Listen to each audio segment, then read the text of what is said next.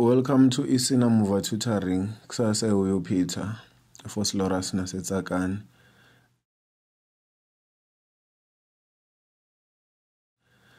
Kule video ngizonena sama acids and bases, but before siqale ngizothanda ukubonga kakhulu kwabasubscribile ku-channel nabakhomentayo abayilikeayo i-video nabayisherayo. Ngicela ukuthi niqhubeke nenze kanjalo abangakakwenzi. Turn on the notification bell so that mangipost i-video uzoba notified. Acids and bases abaluleke kakhulu empilweni yethu, ayasiphilisa uma sigula. Futhi ziningi ezinye izinto esizenzayo ngawo ama-acids nama-bases.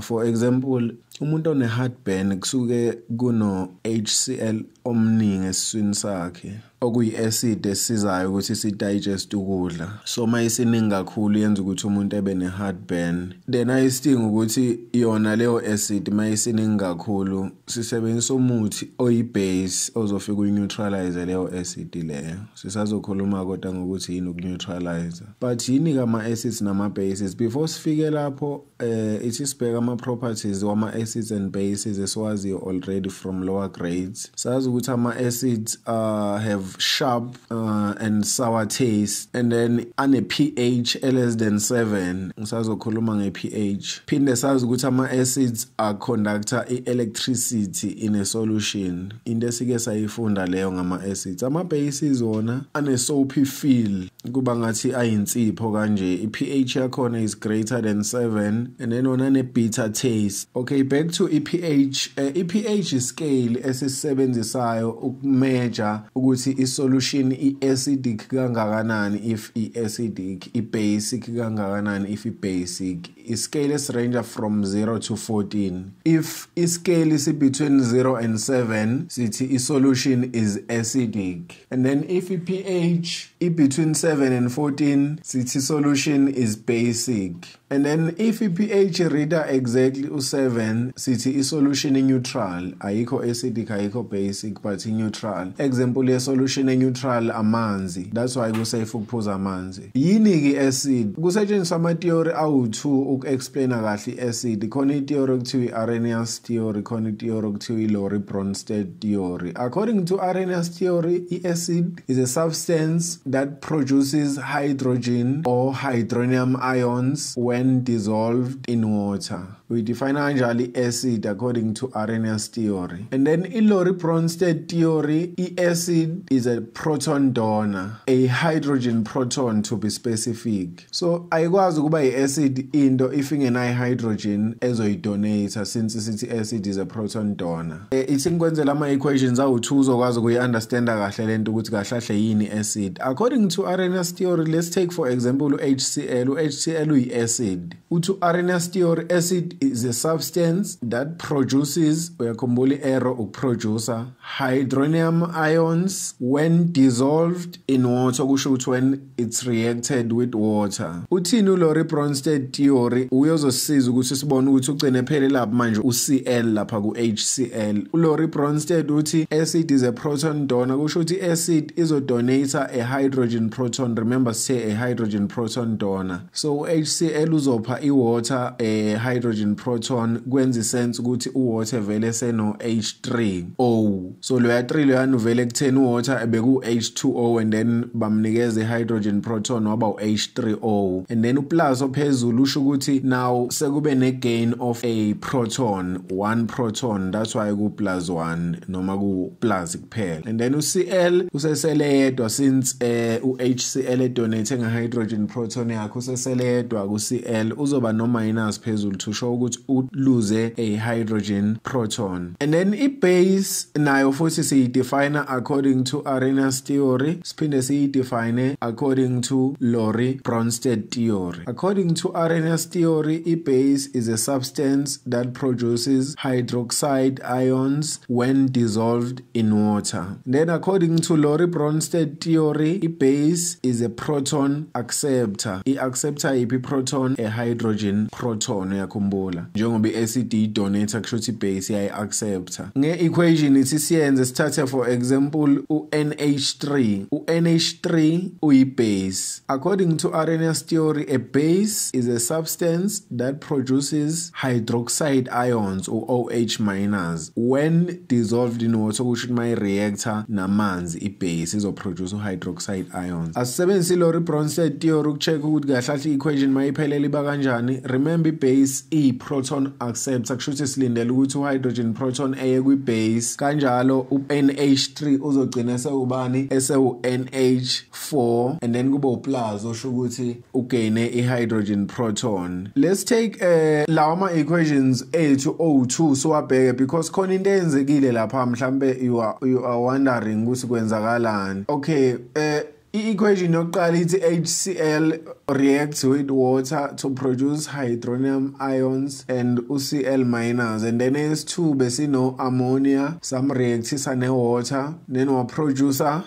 ammonium ions and hydroxide ions. Now uyakhumbula ukuthi u-HCl since acid uzodonate nge-hydrogen proton to i-water kwi-equation yokuqala. Kwi-equation S2 since u-ammonia eyi-base uzo-accepta i-hydrogen proton. Kusho ukuthini lokho kulama equation O2? Kusho ukuthi u-HCl is an acid and then u-H2O is a base because simbona u-H2O e-accepta i-hydrogen proton kwi-equation yokuqala. Kwi-equation S2 kusho ukuthi u-H2O is an acid because uyodonate i-hydrogen proton ku-ammonia. Isho ukuthini ke leyo nto leyo? Because into engiyinothisayo ukuthi hawo u-water ku-equation yokuqala uyi-base but ku-equation yes2 futhi u-water uyi-acid. Kusho ukuthi i-water ikwazi ukuba yi-acid iphinde ibe yi-base. Yes, iyenzeka leyo nto leyo. I-substance ekwazi ukuba yi-acid ikwazi nokuba yi-base ibizwa nge-ampholyte noma i-amphoprotic. I-ampholyte ma uyidefine uthi is a substance that can act as either an acid or a base. So i-substance mayikwazi ukuba yi-acid noma ibe yi-base i-ampholyte leyo substance leyo. I-water ke ne-amphoteric nature, ayoni acid ayoni base but iyizo zo-2 depending ukuthi reactor nani.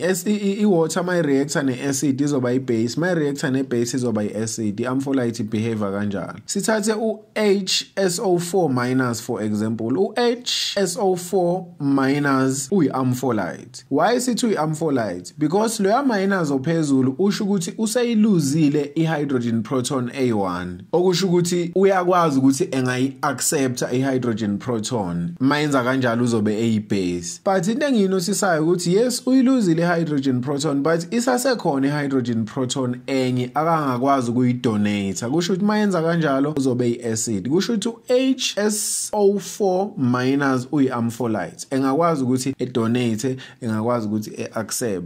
I-ampholyte into enjalo ekwazi uku-acta as either an acid or a base. So singavumelana ke if u-HSO4 minus udonata a hydrogen proton uzosala ekanjani ewu-SO4 2 minus. U-2 minus okuthini ukuthi useluze 2 hydrogen protons. Remember ebeluze 1 and then my donata another hydrogen proton uzogcina eseluze 2 hydrogen protons, akasakwazi ukudonata ngoba ayisekho enye hydrogen proton. And then if we are accepta i-hydrogen proton u-HSO4 minus uzogcina eba ubani eba u-H2SO4 akusena plus akusena minus because ebeyiluzile and then why recover i-hydrogen proton yakhona.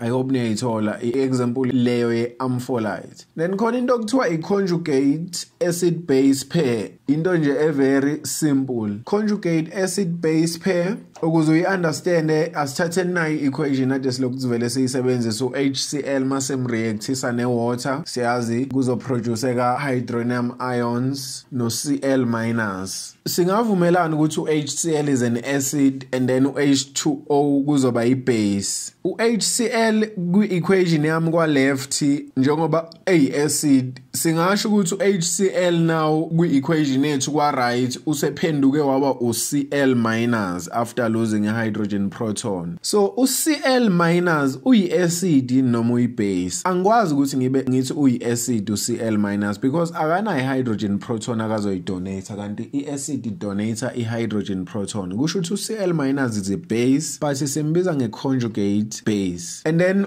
u-water yena uyi-base kwi-equation yethu kwa-left. left siyavumelana. Singavumelana ukuthi u-H3O plus uyi-water but sewukuthi usegaine i-hydrogen proton. U-H3O plus uyi-acid noma uyi-base. Uyi-acid because that extra hydrogen proton akayigainile kusho ukuthi engakwazi ukuyidonate leyo hydrogen proton. Therefore uyi-acid but sizombiza nge-conjugate acid. Uyibona kanjalo ke lento conjugate acid base pair. But kwi-exam abajwayelanga uyiveza kanje kwi-equation. Bakunikeza nje for example nayi basinikeza u-HCl. U-HCl ungamangali ke instead of ukuthi besebenzisa u-conjugate base bevele bethi base instead of ukuthi besebenzisa u-conjugate acid bevele bethi nje acid. Bayijwayele leyo nto leyo. Bengathi mhlambe write down a base of u-HCl. Kusho ukuthi u-HCl ngamanye amazwi uyi-acid. Mabethi write down i-base yakhe uzothini ke wena uzobhala u-Cl minus angazi noma iyayenza sense. Kusho ukuthi uzovela udonate le maye acid uzodonate leyo hydrogen leyo bese kusala lento abayifunayo. So u-Cl minus is a base of HCl noma is a conjugate base of HCl. Kuyayenza sense ukuthi ebe i-base because willing to accept hydrogen proton. Nayi nge-example bazothi mhlambe lana write down an acid of F minus. Kusho ukuthini lo? Kusho ukuthi u-F minus uyi-base. Vele kuyayenza sense ukuthi ebe i-base akanayo hydrogen proton akazoyi-donate. So uyi-base. Uzokwenza njani ke wena njengoba i-base ukuze uthole i-answer le abayifunayo uzoma-acceptisa i-hydrogen proton sekuyi-answer abayifunayo u-HF. Yiyo ke i-acid yakhe u-F minus noma i-conjugate acid. Now ke u-SO4 2 minus mawubheka bazothi bhala i-acid yakhe noma i-base yakhe u-SO4 2 minus. Yes,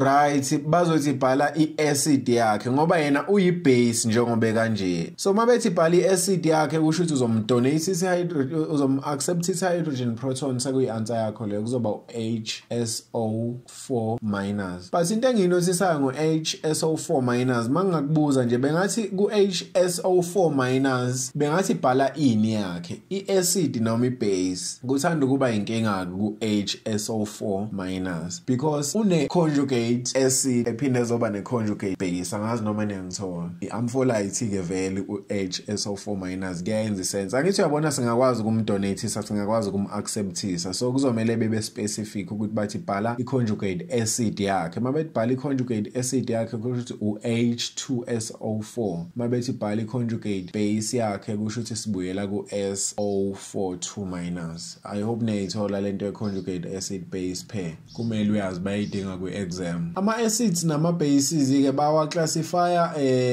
into ama-classes awu-2 okungama-strong acids, weak acids, strong bases, weak bases. I-strong acid mawuyidefine uthi is a substance that ionizes completely in water to form high concentration of hydronium ions. Uyidefine kanjalo i-strong acid. Now ama-examples wama-strong acids kumele uwazi. Kwi-exam bavele bekubuza ukuthi is HCl a strong acid or a weak acid? Okwakho ukuthi uyazi ngokwazi ama-examples uzobe wazi ukuthi HCl is one of ama-strong acids. Mabethi give a reason for your answer uzovele udefine strong acid. Kusho ukuthi uzothi because it ionizes completely in water to form high concentration of hydronium ions. Angazi noma niyangithola. And then weak acid mawuyidefine uthi is a substance that ionizes incompletely in water to form low concentration of hydronium ions. Iyiwo ama-examples lawo wama-weak acids. Tokumele uyazi ke ukuthi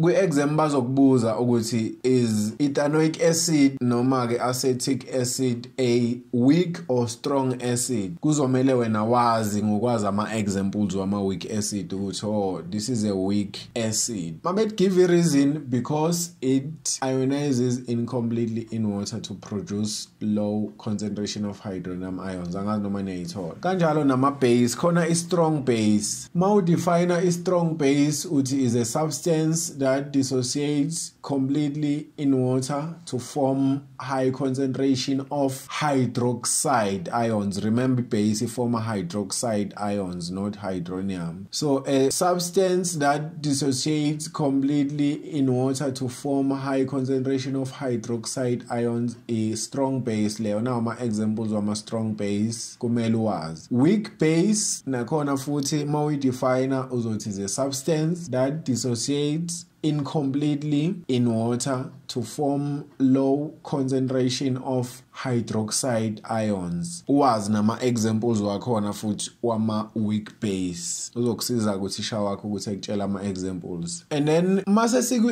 acid ke yona iphindi be classified further iacid. Khona ama acid abizwa ngokuthi ama monoprotic acid. Kube khona ama acids abizwa ngama diprotic acid. Khumbula mono means 1, di means 2. Mono means 1, di means 2. Kune monoprotic acid, kune diprotic acid. The monoprotic acid we define is an acid that donates 1 hydrogen proton per water molecule. So it donates 1 mono. Angazi noma niyayithola. Example ngisebenzisa equation ye monoprotic acid HCl. Uzobona ukuthi uyi monoprotic acid kanjani HCl. Asithatheni HCl simdissolve in water. Siyazi ukuthi uzodonate a hydrogen proton to water kuzofomeka hydronium ions and then kube uCl minus. So uCl minus akasenayo any hydrogen proton to donate. Kusho ukuthi uHCl only had 1 hydrogen proton to donate. Why donate to water wasala uCl minus? Useqedile ukudonate. Kusho ukuthi ngobe donate 1 hydrogen proton kusho ukuthi uyini uyi monoprotic acid. And then diprotic acid, di means 2. So how define diprotic acid is an acid that donates 2, remember di, 2 hydrogen protons per water molecule. The example ye diprotic acid H2SO4. H2SO4 masingayenza nge-equation ukuzobona ukuthi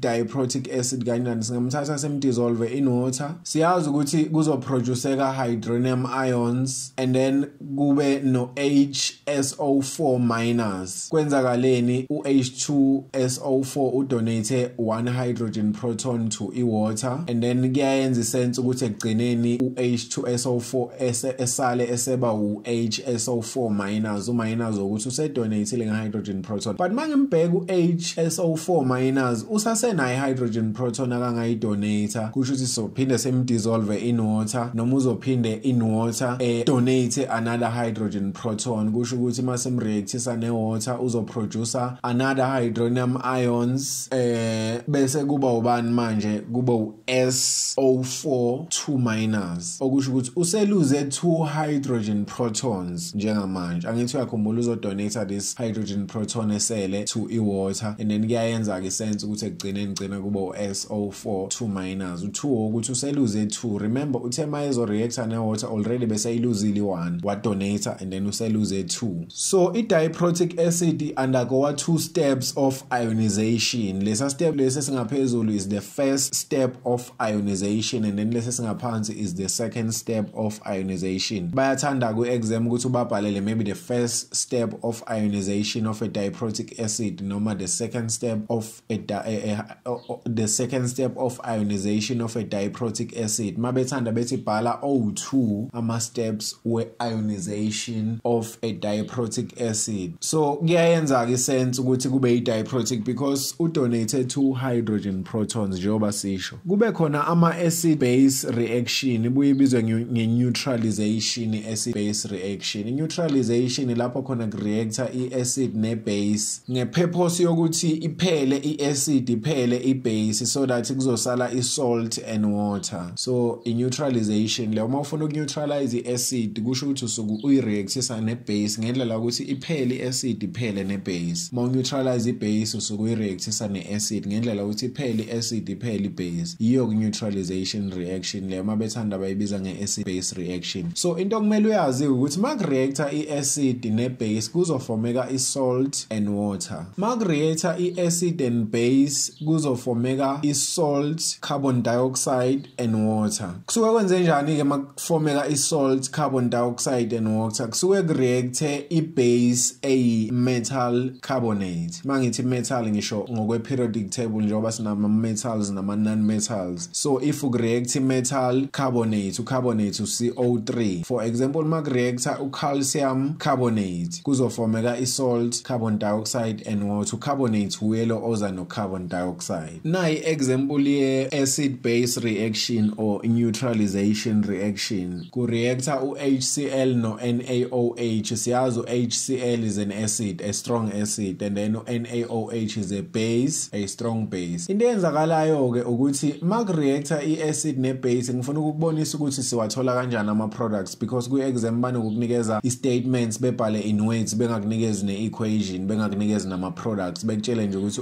u-hydrochloric acid reacts with sodium hydroxide. Kuzomele wena uyibhalele i-equation bese uyayibhalansa. So kubalulekile ukuthi wazi into eyenzakalayo mag-react i-acid ne-base. I-acid izofoma ama-ions wayo, kusho ukuthi u-HCl uzofoma u-H plus no Cl minus, no NaOH uzofoma ama-ions wakhe, kusho ukuthi uzofoma u-Na plus no OH minus. Iyo into ezokwenzeka-ke mabe-reactor. And then ama-products siwathola kanjani? I-positive ion from i-base izo-attracta i-negative ion from i-acid. Uyazi ama-unlike charges aya-attracta. I-positive ion from i-acid izo-attracta i-negative ion from i-base. Kusho ukuthi kuzoba u-NaCl no water. U-H minus ku-OH minus kufomeka i-water. So u-NaCl i-salt, i-table salt velele lesipheka ngale nje u-NaCl, and then kube i-water H2O. Nayi enye example ye-acid base reaction. Bathatha u-H2SO4 okuyi-acid, strong acid, and i-diprotic acid bayireactisa no sodium oxide. Siyazi ukuthi i-acid izofoma ama-ions wayo, kusho ukuthi u-H plus no SO4 2 minus. Loya 2 loya novelapha u2 minus lo ade ku-hydrogen lapha ku-H2. U-H2 uyelo 2 lo. And then kube ama-ions we-base u-Na plus no O2 minus. Lo 2 minus osevela ku-O imuphi lo okade subscript lapha ku-Na. I hope niyayithola. Ngokujwayelekile sithi ama-products kuzokwenzakalani? A positive from i-acid izo-attracta a negative from i-base. A negative from i-acid izo-attracta a positive from i-base. Kanjalo kuzofomeka u-Na my-attractana no SO4 2 minus, kuzofomeka u-Na2SO4. Uyambolo 2 minus ku-SO4 uzobuye zoba subscript ku-Na futhi, so kuzoba u-Na2SO4, and then u-H plus no O2 minus uzokhanda i-water. Remember lo 2 ophezulu uzobuya ezoza ku-hydrogen lapha. Ihamba kanjalo. Ngenzela ukuthi nazi uma ukuthi nihlangana nayo kwi-exam. Now nitric acid or reactor no sodium carbonate. So ngoba ngibona u-carbonate already uyazi, uhlezi wazi ukuthi kuzofomeka i-salt and water ngithi. But now uyabona ukuthi sino metal carbonate or reactor ne-acid, kusho ukuthi kuzofomeka i-salt, carbon dioxide and water. Kuzokwenzeka kanjani ke lokho? Remember ngithe i-acid izofoma ama-ions wayo, kusho ukuthi u-H plus no NO3 minus. Kwi-base yona u-Na plus no CO3 2 minus. And then ku-CO3 uyakhumbula 2 minus ngithe ilapho khona okuzophuma khona u-carbon dioxide. Asemkhipheni ke esayidini u-carbon dioxide, kuzosala ubani? Kuzosala u-O2 minus. Uye ku-O2 minus ozo-attractana no-H plus to form i-water, since sazi ukuthi kufomeka i-salt, water, carbon dioxide. So i-salt izofomeka kanjani? U-positive from i-base uzo-attracta u-negative from i-acid, kube u-NaNO3, and then plus carbon dioxide esithe uyafomeka plus water. Ihamba kanjalo ke. Kumele uyazi lento le bese uyakwazi nokuyibalansisa futhi equation. Remember ngithe mag-react i-acid ne-base kufomeka ini? Salt and water, noma salt, carbon dioxide and water. I-salt ke masi-reactisa ne-water kuba i-reaction eseyibiza nge-hydrolysis. So mabethi define hydrolysis, uzothi hydrolysis is a reaction of salt with water. But that's if uke bathi i-define kuma acids and bases, because sibonile si-define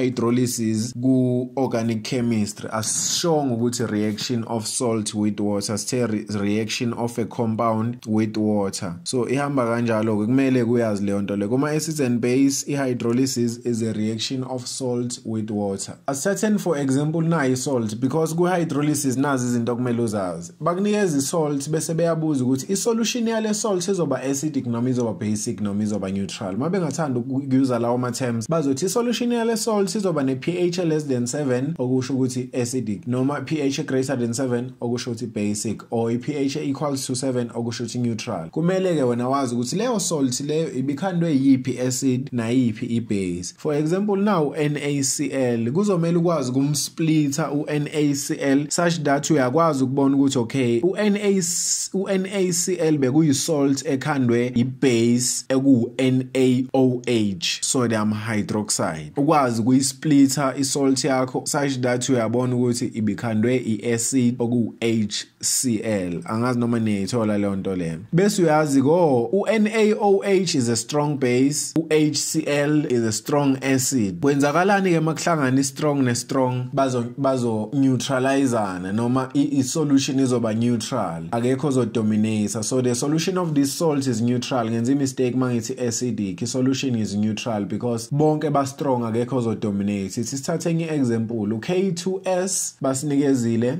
i-salt. Sifuna ukwazi ukuthi i-solution yale salt izoba acidic, basic or neutral. Kuzomele si-split le salt lena ngendlela ukuthi kuzofomeka i-base esiyaziyo. I-base esiyaziyo lana kungaba u-KOH, strong base, potassium hydroxide. Bese kufomeka i-acid esiyaziyo oku-H2S, i-weak acid. So kube ne-strong base ne-weak acid kwafomeka leya salt leyana. Since i-base is strong kusho ukuthi yezodominate, therefore i-solution of this salt izoba basic. Angazi noma niyayithola. Another example u-NH4Cl i-salt basinikezile. Kuzomele si-split le salt such that kuzofomeka noma sokwazi ukubona ukuthi le salt ikhandwe yiphi acid. Mase splitter leli salt leli siyabona ukuthi ikhandwe i-base oku-NH3, u-ammonia, and uyi-weak base. And then sibone futhi ukuthi ikhandwe i-acid oku-HCl okuyi-strong acid. So u-NH3 is a weak base, u-HCl is a strong acid. Lo o-strong uzodominate-ke in this case, kusho ukuthi i-solution izogcina iba acidic ngoba yi-acid e-strong edominator. Ihamba kanjalo, kumele wazi. But ku-exam banokwenza-ke because bayabuza ukuthi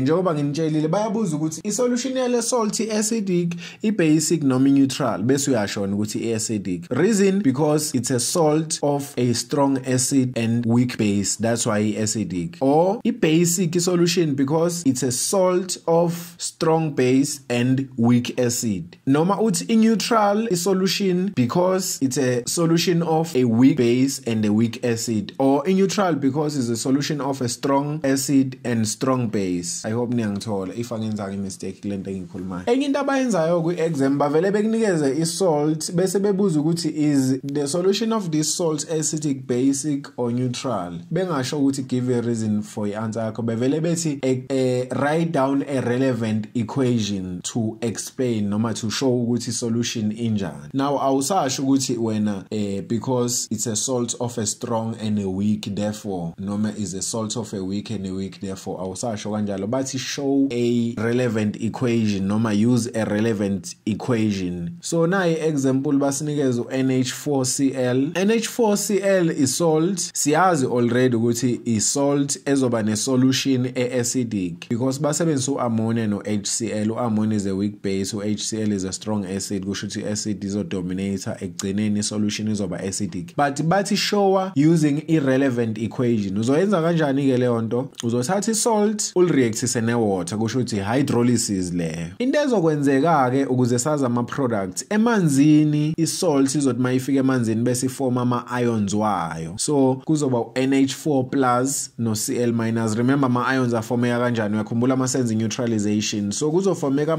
ama-ions ka NH4Cl, kuzoba NH4 plus no Cl minus. Leyo nto yenzeka in water. Kuzoba ke nokuthi khona ozodonate nge-hydrogen proton i-between i-water ke nenakhunja laphana. So u-NH4 plus siyambona une-hydrogen proton akanayo nayo akangayidonate uzoyidonate to i-water. Kanjalo ekugcineni sogcina siba nobani no H3O+. U-water uzogcina eba u-H3O+ plus u-NH4+ usedonate hydrogen proton uzosala eba u-NH3 u-Cl- ebuye njengoba enjalo. Ihamba kanjalo ke. Yiyo ke equation leyo sobashowile nge-equation ukuthi i-solution is acidic. Why i-acidic? Because kuproduceka hydronium ions when ureactisa le salt ne-water. Angazi noma niyayithola. Singenze nge-example. CH3COONA i-salt leyo. Le salt leni ikhandwe i-strong base u-NaOH ne-weak acid CH3COOH i-weak acid leyo. Siyayithatha ke sireactisa namanzi if bethi sishowe a relevant equation ukuthi i-solution of this salt is basic. Kuzokwenzakalani ke emanzini? I-salt yethu izofoma ama-ions wayo. Kusho ukuthi kuzoba u-CH3COO- and then kuba u-Na+. Yiyo ke into ezokwenzeka in water. Siyabona ukuthi u-CH3COO- willing to accept i-hydrogen proton. Water kuzodonate nge-hydrogen proton. Bese as a result sizoba no CH3COOH plus u-OH-. U-water remember donating hydrogen proton uzosale u-OH- plus Na+. Kuyayenza ke senze ukuthi sithi solution of this salt is basic because kuproduceka hydronium ions. Ihamba kanjalo ke ningayikhohlwa leyo nto le. Bese kuba khona into okuthiwa i-titration. Titration ke i-technique abayisebenzisayo ukuthola i-concentration of any substance using enye i-substance.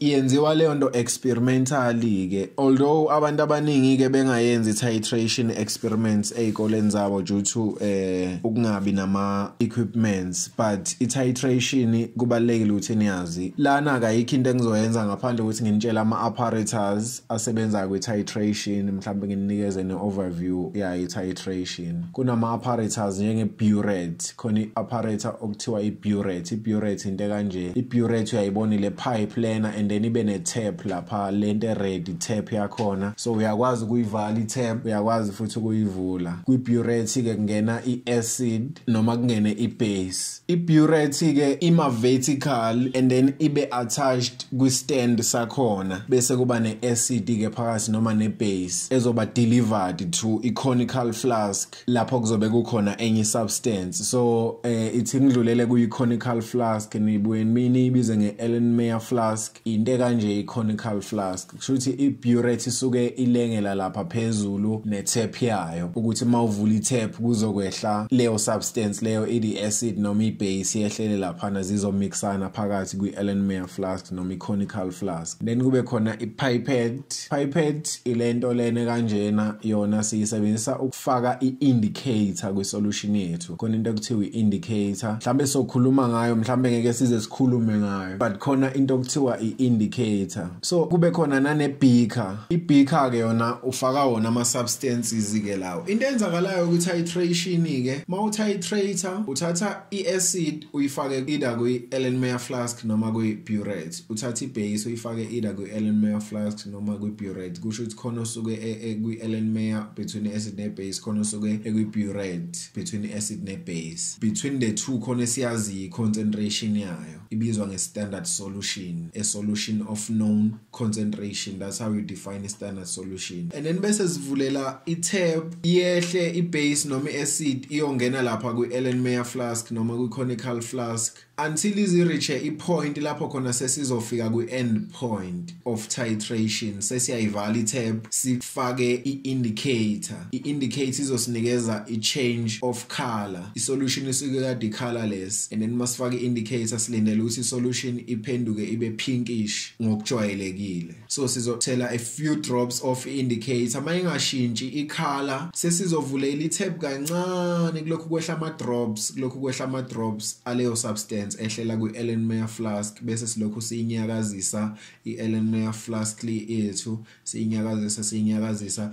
bese iyashintsha ke ikhala. Yenziwa kanjalo i-titration, but angizukukhuluma kakhulu nge-titration. Into engingayikhuluma nge-titration ukuthi kune-titration equation, because la sikhuluma ngama-questions okuzomela kumele siwasolve. Titration equation ithi Ca Va over Cb Vb equals Na over Nb. Ca is the concentration of an acid, Va is the volume of an acid, Cb is the concentration of a base, Vb is the volume of a base. Calculate noma yini into kumele uyazi ukuthi Na ama number of moles but not the actual number of moles, i-mole ratio lento balance equation kanjalo no Nb, but akukho wrong ukufaka the actual number of moles, but akujwayele ukufaka wona because usuke ungenawo in most cases mawusebenzisa le equation le. So le equation ungayisebenzisa ukcalculate i-concentration ye-acid noma i-concentration ye-base or i-volume ye-acid or i-volume ye-base. Ama indicators ngoba ngikhulumile nge-indicator mangizama ukunisummarize la i-titration, into kumele uyazi ukuthi ma ukuthi wenza i-titration usebenzisa i-strong acid ne-strong base, i-indicator suitable for leyo reaction leyo noma leyo titration i-promotimol blue indicator. If we weak acid and weak base still kusase i-promotimol blue. So if pH is almost 7 noma range around 7 kusho ukuthi indicator suitable lapho i-promotimol blue. And then if sisebenzisa i-strong acid ne-weak base i-suitable indicator i-methyl orange. I-example on i-pH mhlambe lapho khona sodinga i-methyl orange lapho khona i-pH i-range kubo 2, something 3, something not close to 7 le ngakubo 0 angazi noma niyayithola. And then masebenzisa i-weak acid and strong base i-indicator suitable lapho i-phenolphthalein indicator. Kusho ukuthi masingakhuluma ngo-pH lapho khona usondela close to 14 maybe about 13 12, something izinto ezikanjalo usebenza lapho i-phenolphthalein. I-pH iyacalculatewa ke njengoba ukhumbula sithe iscale i-pH siyakwazi ukuthi siyicalculate i-pH. Siyicalculate kanjani ke i-pH? Before sikwazi ukuyicalculate let's consider u-HCl simreactisa ne-water. Siyazi ukuthi masireactisa u-HCl ne-water kuzofomeka hydronium ions and u-Cl-.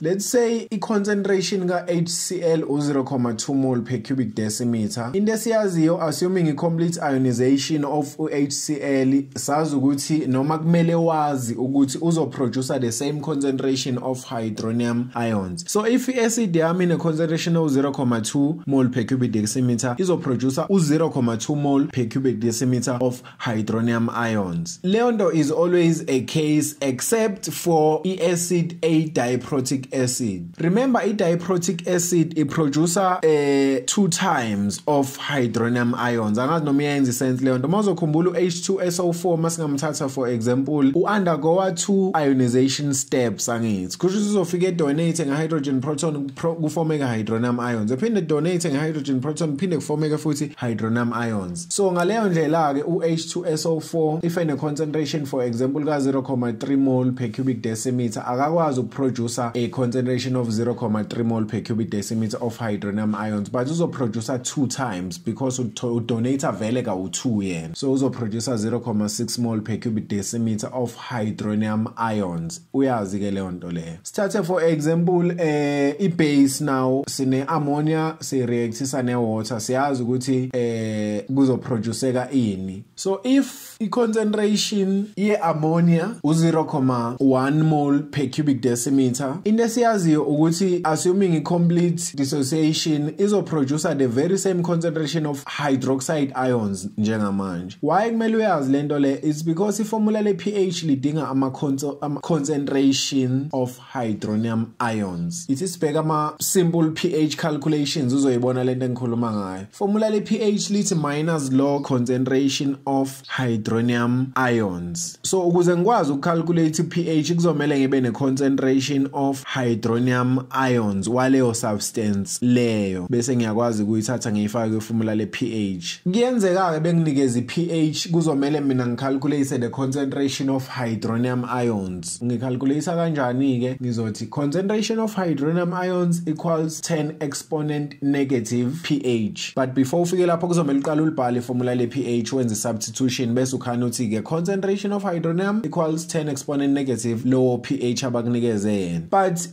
ungayenzi imistake yokuthi wena uthi kusho ukuthi mangicalculate u-pH we-base kusho ukuthi ngizothi pH equals minus log concentration of hydroxide ions. No, ayispan kanjalo. Ayikho iformula elithi pH equals negative log concentration of hydroxide hydroxide ions. I-wrong leyo nto leyo. Nanoma ucalculate i-pH ye-base uzosebenzisa iformula elithi pH equals minus log concentration of hydronium ions. Nanoma usebenzise ucalculate i-pH ye-acid uzothi pH equals minus log concentration of hydronium ions. Kusho ukuthi i-base although i-producer hydroxide ions but i-base inawo ama-hydronium ions. So ukuthi mancane ama-hydronium ions kwi-base than ama-hydroxide ions. Angazi noma niyangithola. Kanjalo naku-acid. I-acid inawo ama-hydroxide ions. So ukuthi mancane ama-hydroxide ions kunama-hydronium ions kwi-acid. Okay, before sazi ukuthi kwenzakalani ke because ubonile ukuthi i-base yona i-producer hydroxide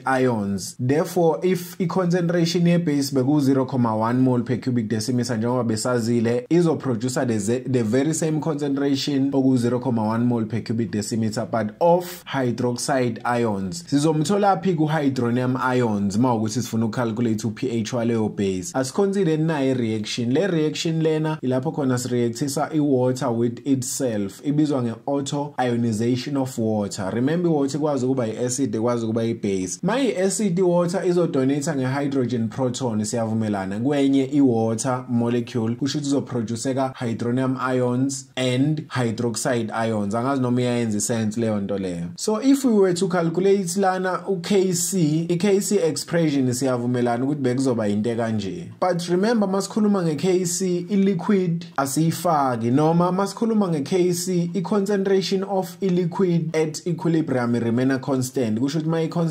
singayibhala kubo 1. So kule Kc expression yami ithi concentration of hydronium ions times concentration of hydroxide ions over 1 times 1. Angazi noma niyayithola. Gcine sekubuya into ethini ethi Kc equals concentration of hydronium ions times concentration of hydroxide ions. But u-Kc since isikhuluma nge-ionization of water kusho ukuthi singayiname kube u-Kw instead of u-Kc. Izogcina sinikeze i-equation kanje. Remember u-water ushonephi, i-concentration yakhona remain constant kuba 1. U-Kw okuyi-ionization constant of i-water remain constant at room temperature uba 1 times 10 exponent minus 14. Using le equation ke le singakwazi ukuthi si-calculate i-concentration of hydroxide ions we-base if kumele si-calculate u-pH we-base. Remember sisuke sinobani? Sino-OH minus of i-base and then singakwazi ukuthi sim-substitute lana bese si-calculate i-concentration of hydronium ions wayo leyo base leyo sesizokwazi ukufaka kwi-formula ye-pH. Ithi senza ama-examples nizoyibona lento engikhuluma ngayo. Bathi calculate pH of sodium hydroxide solution of concentration 0.5 mole per cubic decimeter. Okokuqala bafuna u-pH. Lithini iformula le-pH? pH equals minus log concentration of hydronium ions. Thina basinikeze ini i-concentration of sodium hydroxide. Sodium hydroxide u-NaOH uyi-base. So sine concentration of 0.5 mole per cubic decimeter of i-base. Into siya-understand that uzoproducer the very same concentration but of hydroxide ions. Kusho ukuthi u-NaOH concentration yakho ku 0.75 mole per cubic decimeter iyalingana ne-concentration of OH minus. But iformula le-pH sifuna sebenzise thina i-concentration of hydronium ions, not i-concentration of hydroxide ions. Kusho ukuthi kuzomele sithathe the concentration of hydroxide ions siyofuna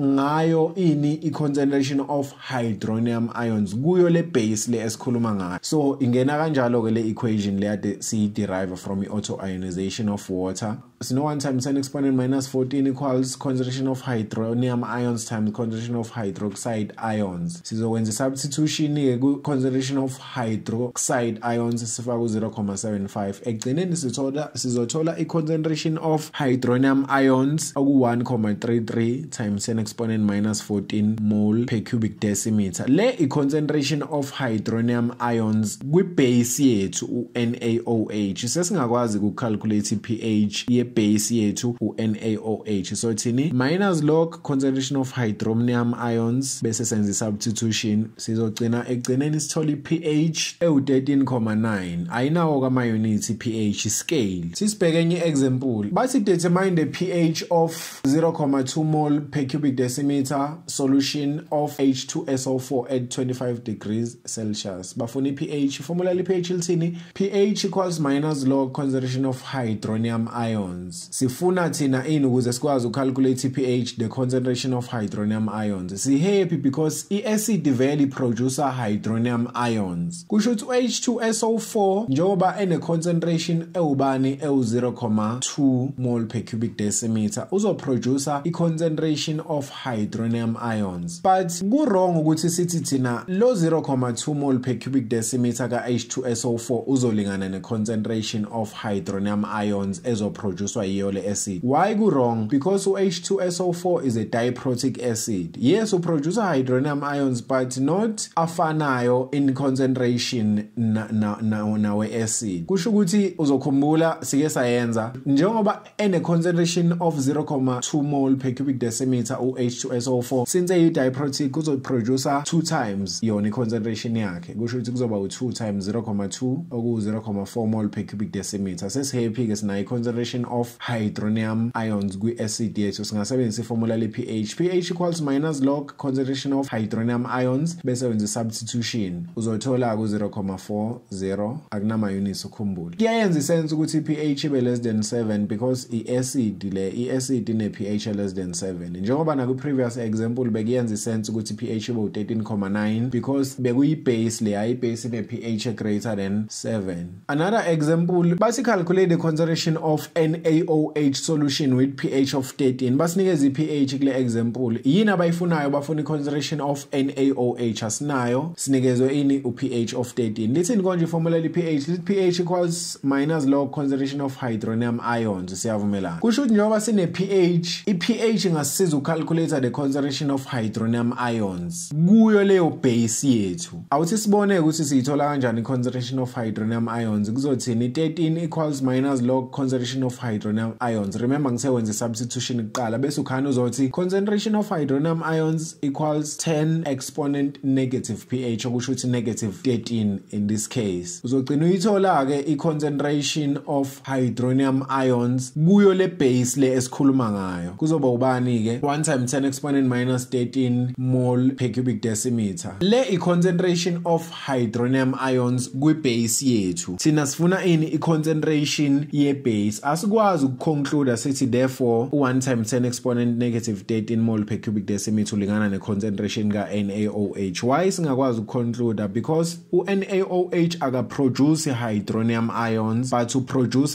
hydroxide ions. Kusho ukuthi kuzomela now that sesine concentration of hydronium ions siyofuna i-concentration of hydroxide ions. Yiyo ke soyilinganisa ne concentration ye base because i-base produce hydroxide ions. Sizoyifuna ngani ke formula le ayisiderivile from auto-ionization of water. So kwenza substitution, remember sinayo concentration of hydronium ions sizomsubstitute ku 1 times 10 exponent minus 13 bese solve i-concentration of hydroxide ions we base. Sizothola ubani u 0.1 mole per cubic decimeter. Leyo i-concentration of hydroxide ions kwi base yethu. Siyazi ukuthi le concentration lena ewu 0.1 mole per cubic decimeter of hydroxide ions iyafana ke ne concentration ye base because i-base vele produce hydroxide ions. So isolvile hamba kanjalo. I hope niyayithola. Nizoyidinga ke lento for lama problems are complicated. Now that usuyazi ukuthi ucalculate kanjani u-pH we-acid no pH we-base, it is bheka ama calculations athe kuba serious. Before sifike lapho mawuzokhumbula kahle kwi-stoichiometry nje as-general besazi ukuthi mawune information about A ungakwazi ukuthola information about B ne-information about C by i-mole ratio. Kusho ukuthi ubuzothola ama-moles ka A and then wenza i-mole ratio uthola ama-moles ka B bese uthola whatever information ngo B. Kanjalo no C if i-equation i-balance. Kanjalo mawune information about B ubungakwazi ukuthola i-information about A by i-mole ratio usebenzisa B, ukwazi ukuthola information about C by i-mole ratio usebenzisa B. Nanoma une-information about C ubukwazi ukuthola i-information about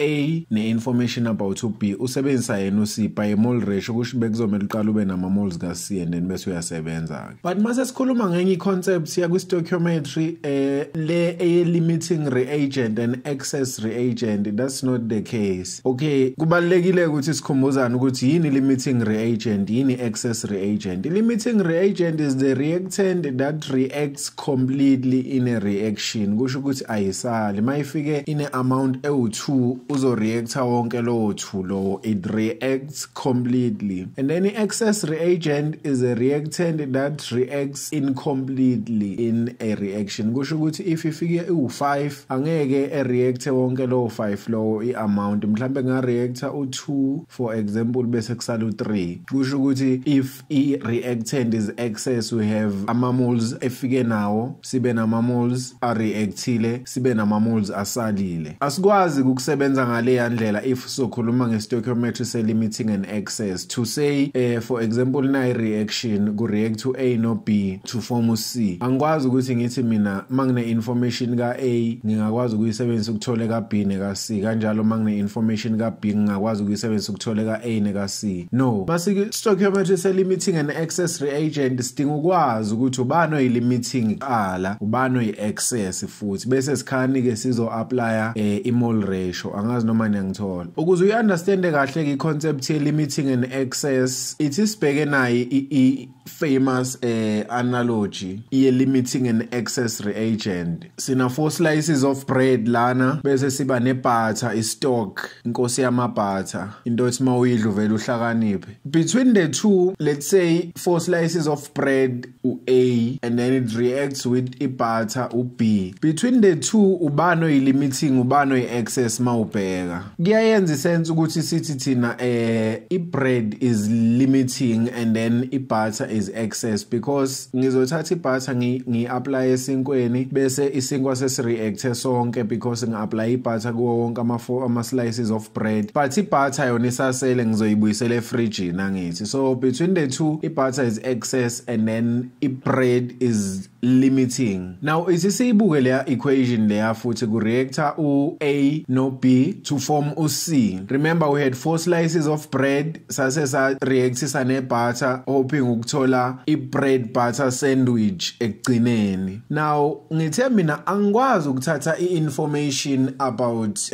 u-A okuyi-bread ngenze i-mole ratio ngithole i-information about u-B okuyi-butter. Angikwazi futhi ukuthatha i-information about u-A ngithole i-information about u-C okuyi-sandwich. Angikwazi ukuthatha i-information about u-B okuyi-butter ngithole i-information about u-A okuyi-bread, or ngithatha i-information about u-B ngithole i-information about u-C okuyi-sandwich by mole ratio. Angikwazi ukuyenza leyo nto le until ngazi ukuthi between A and B ubani oyi-limiting ubani oyi-excess. Buka ukuthi why ngeke ngikwazi ukuyenza leyo nto, because izongiqambela amanga, one of the two khona izongiqambela amanga regarding whatever eyenzakalayo la ku-reaction. For example, let's say ngithatha u-B i-butter, ngifuna ukusebenzisa i-butter to figure out ukuthi kuzofomeka how many sandwiches. I-butter ngoba iningi kakhulu izongiqambela amanga ithi ngizofoma ama-sandwich awu-57 for example, whereas mina nginezinto eziwu-4. Again mangithatha i-butter ngifuna mina ukufigure out ukuthi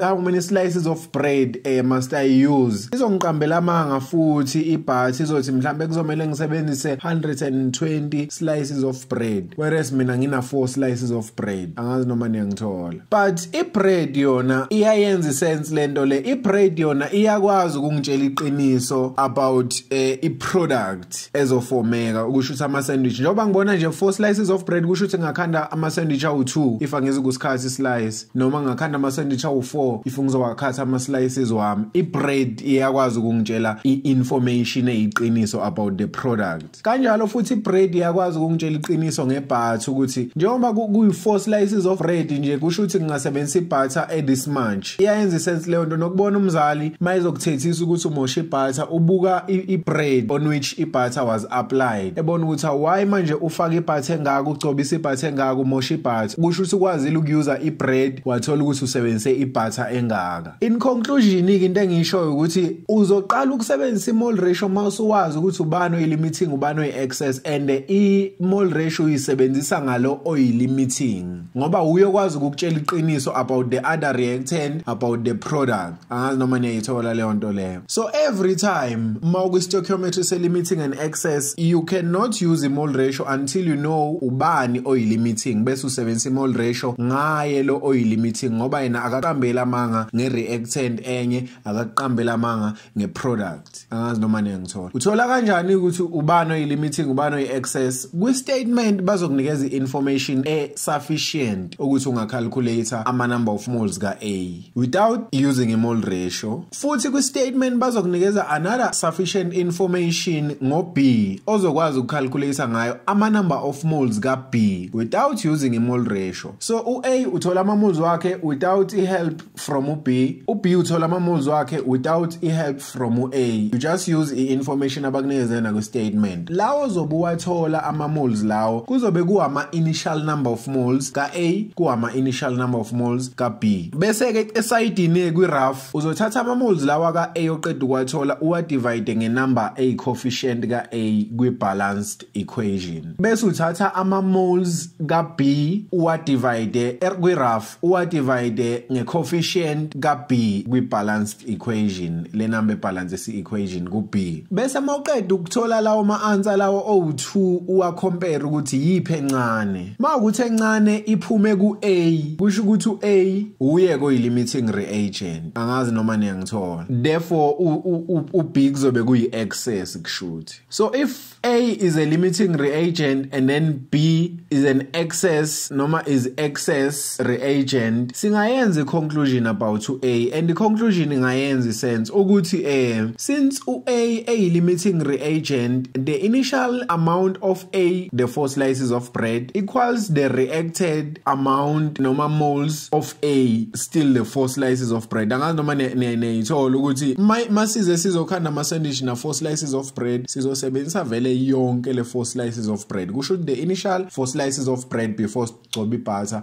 equals 4 slices of bread esesigcobe ibutter kuwo. Niyangithola. So into okumele uyazi i-formula leli very important mawuku concept limiting and excess of the limiting reagent ukuthi the initial number of moles equals the reacted number of moles, and then kulo oyi-excess ama number of moles excess lawa zosala alingana nama initial number of moles minus reacted number of moles. Angazi noma niyayithola ukuthi ukuze ngibone ukuthi kusala ibutter engakanani kuzomela ngithathe ibutter before ngiyisebenzise bese ngisubtracta le engiyisebenzisile bese kuzosala le esalayo. Iyayenza sense leyo nto le. Ama formula are very useful lawa okuzomela uwazi, awuna choice. Nayi into eyenzakalayo masingabuyela kwi-titration. I-titration remember sithe i-burette bayimisa vertical kanjena, maybe kube ne-acid kwi-burette, kuyenzeka kodwa kube ne-base, but kujwayele ukuthi kube ne-acid and then i-base ibe kwi-Erlenmeyer flask. As i-titration iqhubeka, before iqala i-titration kwi-burette kusuke kune-acid, kwi-Erlenmeyer flask kune-base kuphela. Masivula i-tap ye-burette iyaqala ke i-acid iba delivered manje, ekugcineni kwi-Erlenmeyer flask sigcine siba ne-acid ne-base together lapha. Why ngifuna ukuthi wazi leyo nto leyo? Okokuqala bayasho ukuthi kwi-titration calculate the pH of the final solution. Yini final solution? I-solution lapho khona sekuhlangene i-acid ne-base. Manje sizoyicalculate kanjani i-pH yaleyo nto leyo? So sebenzisa i-acid noma sisebenzisa i-base ngoba phela i-final solution siyibona ine-acid, siyibona ine-base. I-answer ithi sizosebenzisa lo ogcine ebe yi-excess reagent. Vele uyozokwenza ukuthi i-pH ibe less than 7 if less than 7, uyozokwenza ukuthi ibe greater than 7 if i greater than 7 ngoba uyozogcina edominateile kwi-solution ngokuthi egcine salile engareactanga wonke. Angazi noma niyangithola. I-solution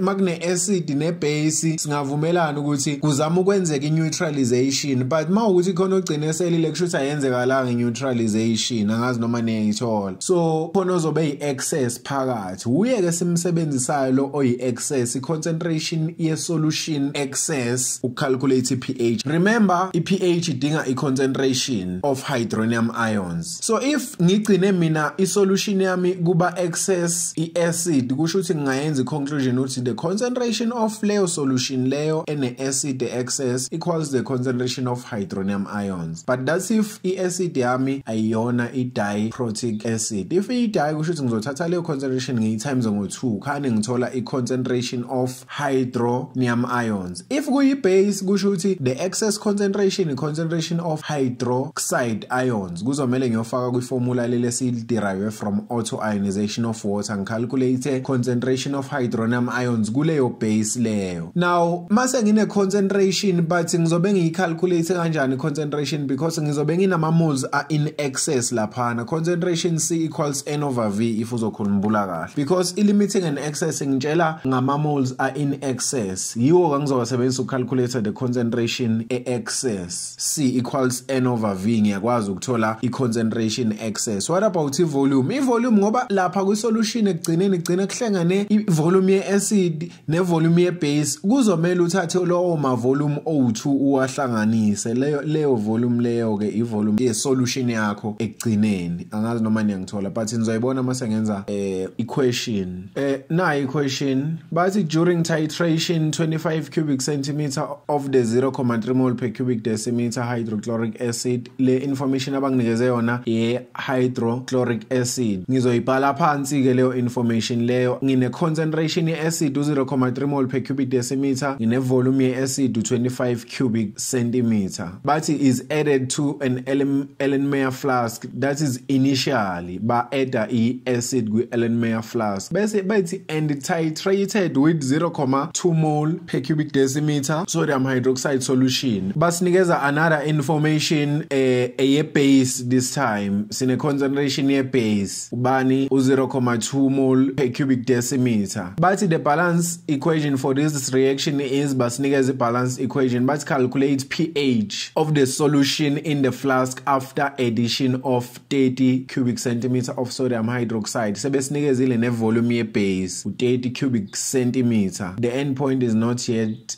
reached at this point. Now equation ifunani? Equation ifuna calculate pH. Formula le pH lithi pH equals minus log concentration of hydronium ions. But the question is ngizosebenzisa concentration of hydronium ions 1 ngoba ngine acid lana ngine base and into engiyaziyo ukuthi zizohlangana kwi-Erlenmeyer flask zo2 ekugcineni. So ngizosebenzisa ezani ilapho khona sekufika khona ukuthi kuzomela ngazi ukuthi ekugcineni kwi-Erlenmeyer flask ubani ozobe e-excess. Kusho ukuthi ngikwi-concept ye-limiting and excess but ngifuna ucalculate pH. Therefore kuzomela ngithola ama number of moles excess bese ngisebenzisa wona ucalculate the concentration excess bese ngiuse i-concentration to get the concentration of hydronium ions bese ngicalculate pH. Angazi noma niyangithola because ekugcineni pH idinga concentration of hydronium ions but the question is awana ka HCl noma ka NaOH angikwazi lokho. Kumele ngikufike out kanjani? Kumele ngazi ukuthi ubani ozo reactor completely between HCl no NaOH. Lo ongeza ukureactor completely uyozogcinesele kwi solution e-dominator. Therefore sizosebenzisa i-concentration yakhe ucalculator the pH. The first step ke ukusebenzisa i-information abasinikeze yona ucalculator ukuthi ubani oyi-limiting ubani oyi-excess. I-information ivuma ukuthi isicalculate ama moles by C equals N over V. Remember ngithe mawufuna ukuthola ukuthi ubani oyi-limiting ubani oyi-excess uzothola ama moles ka reactant 1 uthola ama moles ka reactant 2. So C equals N over V bese ngiqala nge-acid 0.3 concentration u-N ngifuna yena and then i-volume angikho happy ngayo. I-volume kumele ibe kuma cubic decimeter banginikeze bona kuma cubic centimeter kuzomela ngiyidivide ngo-1000 kuba u-0.025 and then ngingakwazi uku-cross multiply ngithole ama moles ka HCl initial kuzoba ubani 7.5 times 10 exponent minus 3 moles. Lawa ama moles initial kabani ka HCl. Ngizoyuza futhi information ucalculate ama initial number of moles wenye i-reactant. C equals N over V yili formula esikwazi ukulisebenzisa. Nginayo C we base u-0.2 equals u-N ngifuna yena over V angikho happy ngo-V wami u-30 cubic centimeter kuzomela ngimdivide ngo-1000 kuba u-0.030 bese ngithola ama number of moles ka NaOH initial. Ama number of moles kuzobani ngiya cross multiply kuzoba 6,0 times 10 exponent -3 moles. Now senginama moles ka NaOH initial nama number of moles ka HCl initial. Ukuze ngithole ukuthi ubani oyi-limiting ubani oyi-excess ngizodivide ama number of moles ka HCl ngenamba ebalansise u-HCl kwi-equation, but ngiyenze sayidini leyo nto kusho ukuthi ngizodivide ngo-1 kuzobuya yena value 7,5 times 10 exponent -3. No NaOH naye futhi ama-initial number of moles wakhe ngizowadivide ngenamba ebalanse u-NaOH kwi-balanced equation kusho ukuthi u-1 bese kubuya yena u-6,0 times 10 exponent -3. Now kuzomele ngicheck ukuthi yiphi inamba encane between the two u-6,0 times 10 exponent -3. Mangiqeda ukudivide ngichecka lezo inamba, remember. So inamba encane le ephuma ku-NaOH, therefore NaOH is a limiting reagent. Kusho ukuthini ngo-NaOH? Kusho ukuthi now sengi-allowed, now that sengiyazi ukuthi ubani oyi-limiting ubani oyi-excess, sengi-allowed ukuuser i-mole ratio. That's when uqala ukuuser i-mole ratio maku-concept ye-limiting and excess. Uuser only when usuwazi ukuthi ubani oyi-limiting ubani oyi-excess. So sesiyazi ukuthi u-limiting u-NaOH. Yini conclusion esingayenza ngo-NaOH? Ukuthi lo ya 6,0 times 10 exponent -3 moles, ama-moles initial kuphinde kube ama-moles reacted. So let's take ama-moles reacted ka NaOH and find ama-moles reacted ka HCl by mole ratio, because i-mole ratio sesi-allowed ukuyisebenzisa but siyisebenzisa ngalo oyi-limiting, uyakhumbula. So number of moles of NaOH is to number of moles of HCl, uyazi 1:1. So if 1:1 kusho ukuthi ama-number of moles ka HCl reacted azofana nama-number of moles reacted kabani ka NaOH oku 6,0 times 10 exponent -3. Remember, moles reacted equals moles initial for lo oyi-limiting. Now senginama moles initial ka HCl nginama number of moles reacted ka HCl, kusho ukuthi ngingakwazi ukuthola ama number of moles excess ka HCl. Number of moles excess ka HCl equals initial number of moles oku 7,5 times 10 exponent -3 minus reacted moles okubani 6,0 times 10 exponent -3. Sengiyakwazi ukuthi ngithola ama number of moles excess ka HCl. Why ngifuna ukuthola ama number of moles excess ka HCl? Ngoba uPH siucalculate ngalo ogcine eba excess kwi solution and sodinga i-concentration yakhe, therefore kuzomela ngiqale ngithola ama moles wakhe bese ngikhani ngithola i-concentration yakhe. So senginama moles wakhe excess, sengizothini ke sengakwazi ukusebenzisa the moles excess to get concentration excess. C equals N over V. Siyavumelana. Now ama moles ubani 1,5 times 10 exponent -3 ama moles excess lawo. I-volume, remember kwi solution sekuhlangene i-acid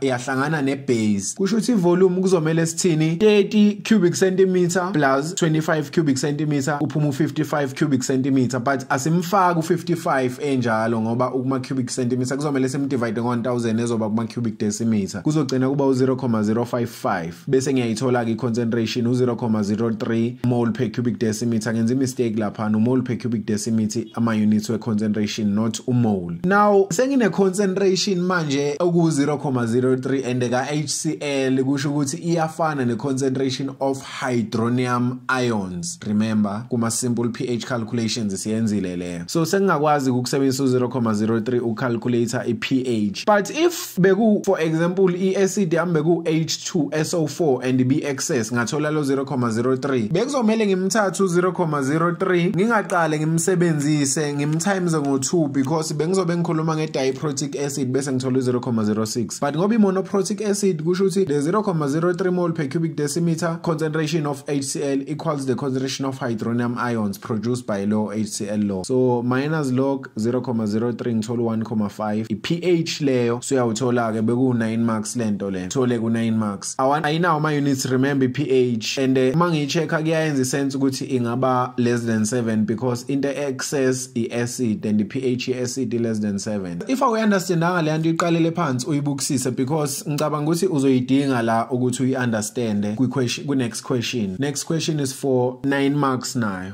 Kule question bathi a sulfuric acid solution is prepared by dissolving 7,35 grams of H2SO4 in a 500 cubic centimeter of water. Yini abayenzayo la prepare a standard solution. Standard solution by definition is a solution of a non-concentration. Mabezokwenza i-titration bayas prepare standard solution. Leya information abasinikeze yona eka H2SO4 ngokuyibuka kwami ngakwazi ukungikalculate calculator ama number of moles ka H2SO4 initial. Even ne concentration ngakwazi ukungicalculate yona, but asikho lapho. Ku number 1 bathi calculate the number of moles of H2SO4 present in this solution. So athola kanjani ama number of moles? Iformula lokuqala elifikayo N equals M over capital letter M, but kuzomela ube ne mass. I-mass ubani 7.35. I-molar mass ngeke uhlala ungayitholi ngoba une periodic table, uzoyithola i-molar mass kube u98. I-molar mass ka H2SO4. Lama moles engiwatholayo ama initial number of moles ngoba yiwo lawo basebenzise eqaleni besazo reactisa. Angazi noma niyayithola. 0.075 ama initial number of moles ka H2SO4. Ithi ungabhala esayidini khona ngizokwazi ukurabha lapha ngicreate space. So sesinama initial number of moles ka H2SO4 0.075. Bathi sodium hydroxide pellets are added to the 500 cubic centimeter H2SO4 solution. The balance equation for this reaction is Basni's balance equation. After completion of the reaction, the pH of the solution was found to be 1.3. Assume complete ionization of H2SO4. Kumele ngibe carefully ke la. Kwi solution ekugcineni kube ne acid kwaba ne base, but sibona pH eba 1.3. Kusho ukuthini? Kusho ukuthi between acid ne base umuntu ogcina eba dominated laphana, ogcina dominator laphana u H2SO4 because pH khombisa ukuthi solution was found to be acidic. Angazi noma niyayithola leyo nto leyo. So kusho ukuthini ngo H2SO4? Kusho ukuthi H2SO4 is excess reagent. Therefore uNaOH is limiting reagent. Asekho isidingo sokuthi sikusolve lokho by calculation, sesiyakwazi vele by just looking at information abasinikeza kwi statement. Uthini ku number 2, calculate the mass of NaOH added. Basho ukuthini mabethi calculate the mass of NaOH added to the H2SO4 solution? Basho ukuthi the initial mass of NaOH. Remember, the initial mass of NaOH is also the reacted mass of NaOH because NaOH sesitholile ukuthi uyi limiting the amount initial equals the amount reacted. Angazi noma niyangithola. Assume that the volume of the solution does not change, but nge-information esinayo, because information esinayo nayi sino initial number of moles ka H2SO4 siyazi uyi excess. Asinayo information ka NaOH, sine information ka ye pH solution. Ngiyakwazi ukusebenzisa mhlambe le pH lena to get something. Ithi ngibona ukuthi pH ngangisa kuphi. Nali formula le pH equals minus log concentration of hydronium ions bese ngenza substitution ku pH ngifaka 1.3 equals minus log concentration of hydronium ions. Now yini engingayenza lana ucalculate I concentration of hydronium ions. Ngizothola ubani? Concentration of hydronium ions equals 10 exponent negative pH kusho to 10 exponent negative 1.3 in this case. Siyavumelana. Kuzogcina kuba 0.05 mole per cubic decimeter. Le engiqeda ukuyithola I concentration of hydronium ions 1 we acid. I acid yethu bani u H2SO4. Ngeke size sikwazi ukuconclude ukuthi therefore the concentration of H2SO4 excess is also 0.05. Why singakwazi ukuconclude? Because ayikwazi concentration ka H2SO4 ukulingana ne concentration of hydronium ions produced because H2SO4 is a diprotic acid. Kusho ukuthi bathathe I concentration ka H2SO4 bayi multiply ngo2 kwaphuma 0.05. Mase ibuyisele emuva kusho ukuthi so divide ngo2 bese siyamdivide ngo2 0.025 khani sizothola I concentration of H2SO4 excess kuzoba ubani 0.025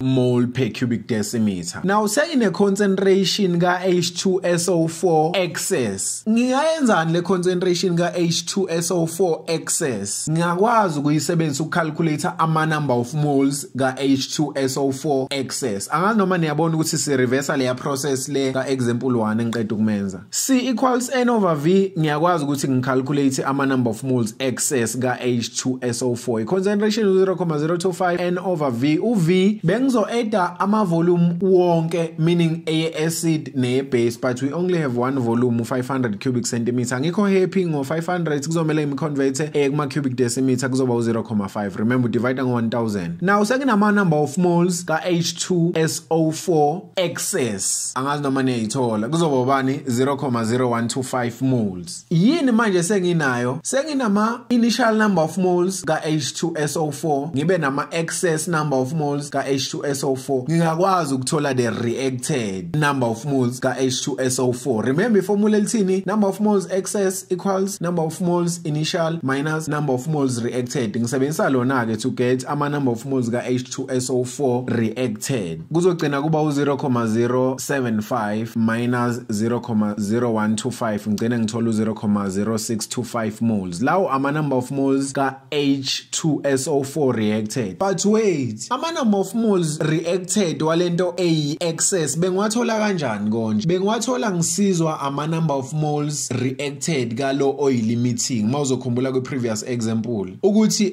once ngazi ukuthi uNaOH uyi limiting, the initial therefore moles equals the reacted moles. Now that sengino reacted moles ka NaOH bengenza kanjani konje? Bengisebenzisa mole ratio ngithole the reacted of H2SO4. Kusho ukuthi ngakwazi ukuyi reverse leyo process ngiuse the reacted of H2SO4 to get the reacted of NaOH. Ithi ngiyenzeke leyo nto le angazi noma niyayithola. Number of moles of H2SO4 reacted is to number of moles of NaOH reacted. Ithini mole ratio? Ithi 1:2. Kusho ukuthini ke lokho? Ngizogcina ngithathe ama moles lawa ka reacted ka H2SO4 0.0625 bese ngim times ngo2. So mangithatha u0.0625 ngim times ngo2 ngizothola u0.125 moles. Lama moles lawa engiqeda ukwathola ama moles reacted ka NaOH, but ama moles reacted ka NaOH ayafana nama moles initial ka NaOH because NaOH is limiting reagent. Sengihappy, remember bathe ku number 2 calculate the mass added, meaning the mass initial. Senginama moles initial kusho ukuthi mass initial ngakwazi ukuyicalculate. N equals m over m. Ngikwazi ukucalculate kanjalo imass. Ama moles 0.125 ngifuna imass. Imolar mass ka NaOH u40. 40 times 0.125 ngizothola 5 grams. Sengiqedile uthole ku 9 marks. Mawungayi understandanga uyiphinde futhi. Khona into okuthiwa neutralization esike sakhuluma ngayo a bit. Neutralization is say lapho khona reactor i-acid ne-base ngepurpose yokuthi iphele i-acid ne-base iphele. Kusho ukuthi ngamanye amazwi, for example, if sithatha u-A no B uya reactor, one is an acid, one is a base, silindele ukuthi i-acid yonke iphele kwi-neutralization ne-base iphele kwi-neutralization. That's neutralization ba reactor until bebe used up bowu-2. Kusho ukuthini ke lokho? Kusho ukuthi angisekho kwi-limiting and excess mase ngikhuluma nge-neutralization. But ungakhohlwa ukuthi khona i-limiting and excess. Ngizama ukuthi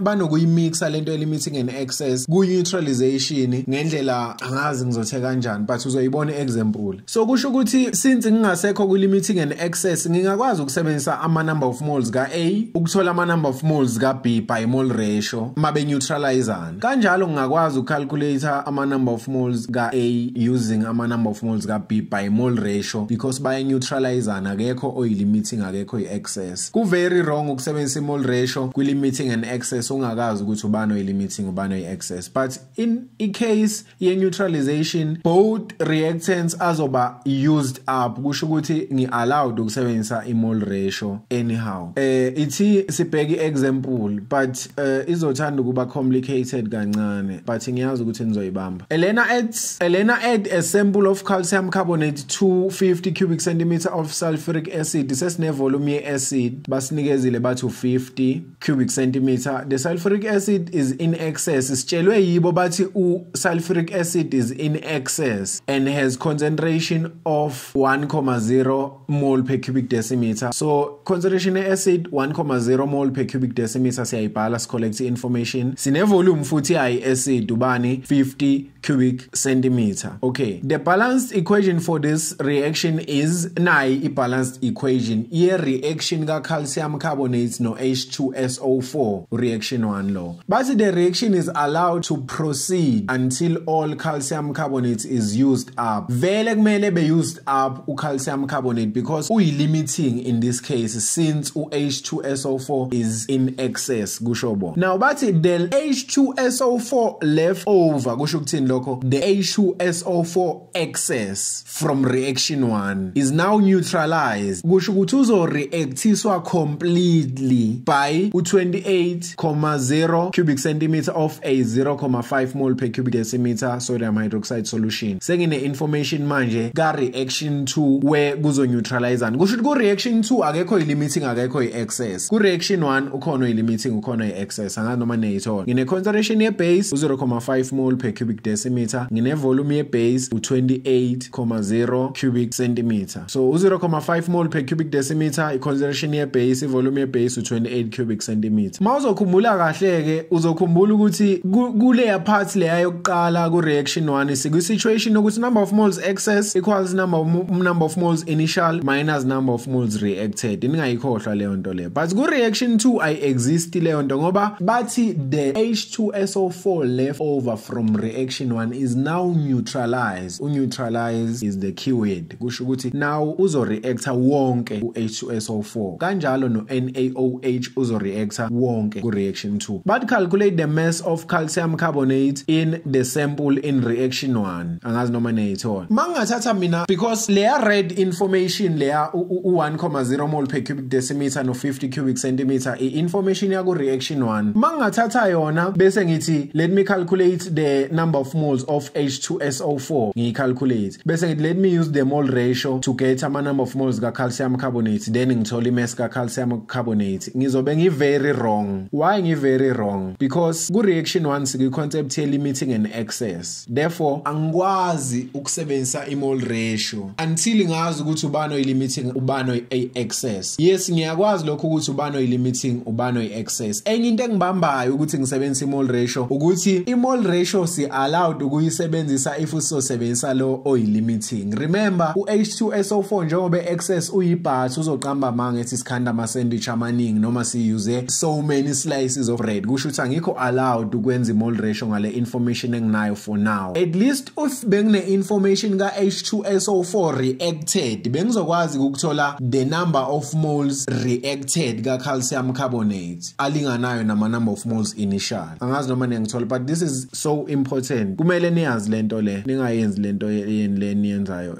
engicasulayo. Okay, asiqhubeke. Njengamanje ngizama ukufigure out because the only way engiyibonayo manje I can get to imass ka calcium carbonate is when nginama moles ka H2SO4 yena lo o reactor no calcium carbonate. But ama moles not just any moles but ama moles are reactile ngoba yiwa reactor no calcium carbonate lawa reactile kuphela. Ithi ngibheke ukuthi ngenze njani. Bengingakwazi ukucalculate ama moles using information ye acid lo ya 50 no 1,0 but bengizobe ngazi ukuthi those are moles initial. Bese ngicalculate ama moles we base futhi ngiyazi those are moles reacted ku reaction 2. Ithi ngenze kanjalo ngiqale lapho ngicalculate i-information ye base ngizothola ama moles. Remember u28 som divided 1000 ngicalculate ama moles ka NaOH reacted ku reaction 2 ngizothola 0,014 moles. La ama moles kabani ka NaOH reactile but ngi allowed to use the mole ratio because ku NaOH and H2SO4 ku reaction 2 zo2 zi reactor completely. Therefore ngivumelekile ukusebenzisa mole ratio. Number of moles of NaOH is to number of moles of H2SO4. Ithini mole ratio? Izothi 2:1. So njengoba ithi 2:1 kusho ukuthi ama number of moles ka H2SO4 reacted but reacted in reaction 2 not in reaction 1. Angazi noma nengithola. Lama moles lawa engiqeda ukwathola ama moles left over actually. Uyakhumbula ukuthi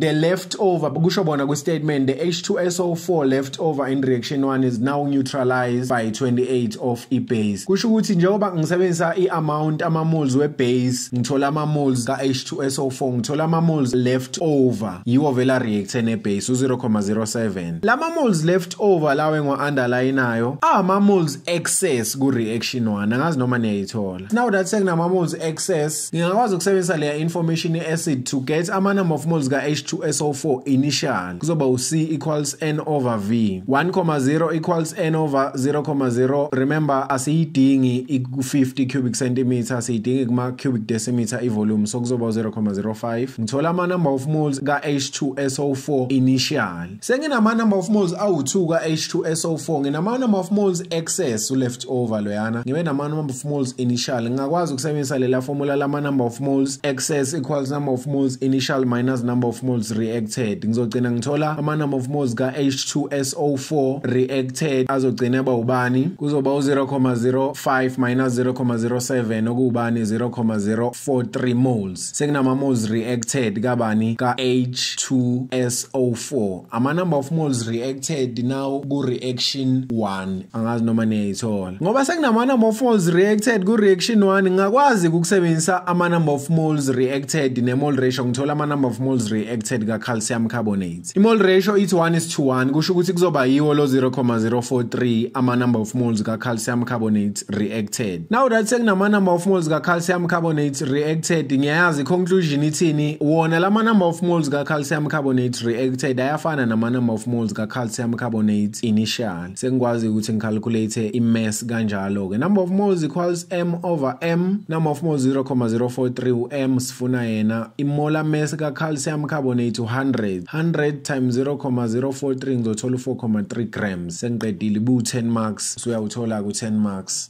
Ithi ngibonise enye example yayo I neutralization, but ungazenzela wona le example lena if you feel inspired by lezi sisazenzile. Please do le example lena and then ungangishiyela mhlambi answer yakho kuma comment section below ka 7.2.4. ngicela ungishiyele nje answer ka 7.2.4. ngizobonga kakhulu mawukwenzile lokho. Ngizokutshela if I wrong noma I right. Now khona into okuthiwa I dilution. Ukudilute ukuthatha into imixe namanzi. So mangithatha I acid ngiyimixa namanzi kusho ukuthi ngiyayidilute leyo acid leyo. Dokumele uyazi ke mamba ekhulume ngento ukuthi idilutiwe I amount noma ama moles we substance mayisase concentrated ayalingana nama number of moles we substance mayise idiluted. Kusho ukuthi ukudilute akwashintshi ama number of moles wento. Angazi noma niyayithola. Mawuthatha into ureactisa namanzi angeke ezeshintsha ama number of moles waleyo nto le. Ama number of moles kuzoqhubeka kube yiwo. So number of moles concentrated equals number of moles diluted. Ibalekile leyo nto le. But number of moles niyakhumbula ukuthi ulingana no C times V. So kusho ukuthi CV of concentrated solution equals CV of diluted solution. Ibaleke kakhulu le formula lelithi CV equals CV because ngalo ungakwazi ukucalculate kusho ukuthi I concentration mhlambe mayise I diluted into noma I volume mayise diluted if una yonke into kanjalo noma I concentration may diluted or I volume kukuba ukuthi bazobe befuna ini. So ungakwazi ukucalculate one of these mawuna 3 of these. Angazi noma niyayithola. Na example yale I-application yale concept engiqeda ukuni-introduce kuyo. Ungayisolvela ke but lana bathi a laboratory technician wants to determine the concentration of hydrochloric acid sample. Isample lapho khona bengaka dilute. Kushuthi bafuna I-concentration uCC. Remember ngise CCVC equals CDVD. So bafuna uC concentrated bond. He adds 5 cubic centimeter of the HCl sample to a 495 cubic centimeter of distilled water to give 500 cubic centimeter of dilute hydrochloric acid. Njengobona kwi diagram bathatha uHCl bayomdilute abamfaka emanzini. Kusho ukuthi egcineni kulamanzi lawa isolution yalamanzi ine volume ewu500 cubic centimeter. Angazi noma niyayithola leyo nto leyo. La emanzini ngine volume ewu500 cubic centimeter. Now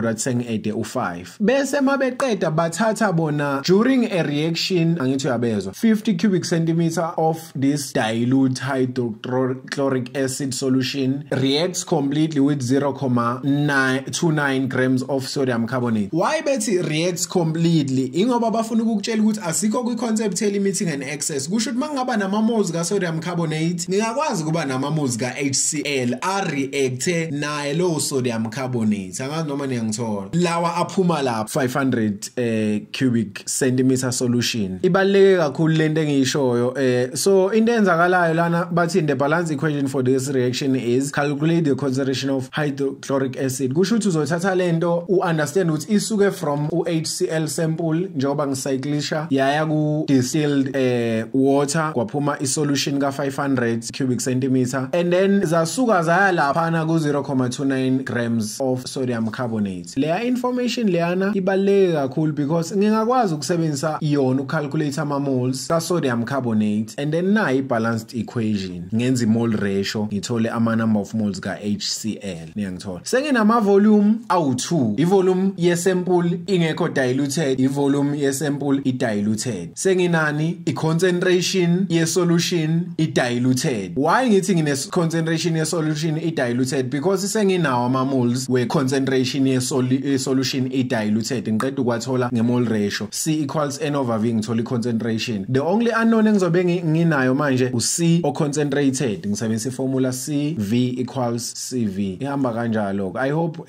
ni-understandile. Ningayi-attempta nayo le problem lena bese niyabona ukuthi nithola ubani. Ngiyabonga kakhulu. Ngicela ningakhohlwa ukusubscribe. Kuyangisiza kakhulu, kuyangimotivate, kunginika ukuthi kushuthi iyanisiza lento engiyenzayo. Nisherele nabanye. Inhloso yami akusikho ukuthola abafundi abafew. Ngifuna ukuthola yonke umfundo okwazi ukuthi engithole.